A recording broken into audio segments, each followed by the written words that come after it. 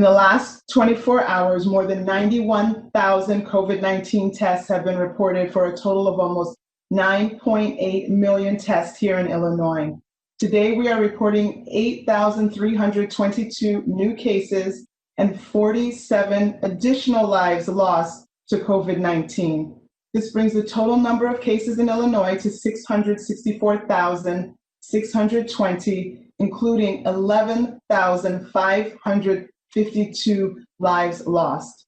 Overnight, in the hospitals across the state, 6,171 individuals were in the hospital with COVID-19, and of those, 1,206 were in the ICU and 635 were on ventilators.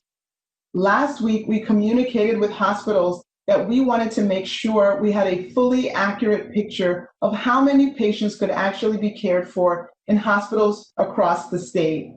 And to do this, we worked with hospitals to fine-tune just how we're defining hospital availability and hospital capacity to appropriately capture staffing capabilities. As the number of people hospitalized with COVID-19 rises and healthcare workers themselves are unable to come to work, either because they themselves are infected or because they're in quarantine from being exposed, we can't look only at the number of empty beds, but also the ability of the hospital to staff those empty beds. But without doctors or nurses or respiratory therapists or other healthcare workers that can actually care for the patients, it really doesn't matter how many beds you have. So we're therefore defining bed availability as the number of inpatient beds available and not currently in use that a hospital attests can be staffed and ready for patient use within 4 hours.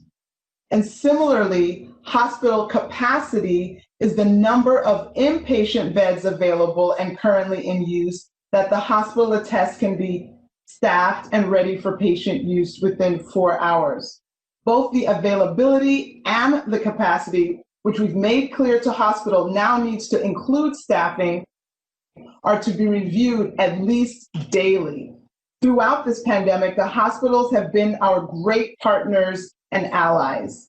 IDPH is currently working with the hospitals, the medical centers, doctors, nurses, and others in the healthcare profession to capture best practices and share them across the board as we continue to battle this pandemic.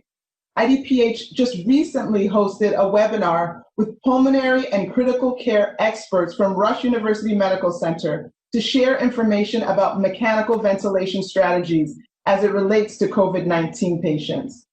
IDPH has hosted many webinars during the response to COVID-19 to share lessons learned and best practices with medical practitioners across the state to ensure that we have the best care for all patients.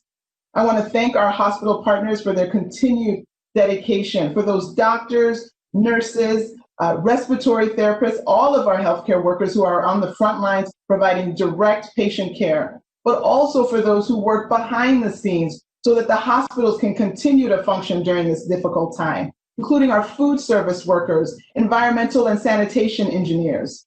Let's lessen the burden on all of our hospital team, and we can do this by not spreading infection over this Thanksgiving holiday, by wearing our mask, by watching our distance, by washing our hands, and by getting our flu shots. Thank you for your support.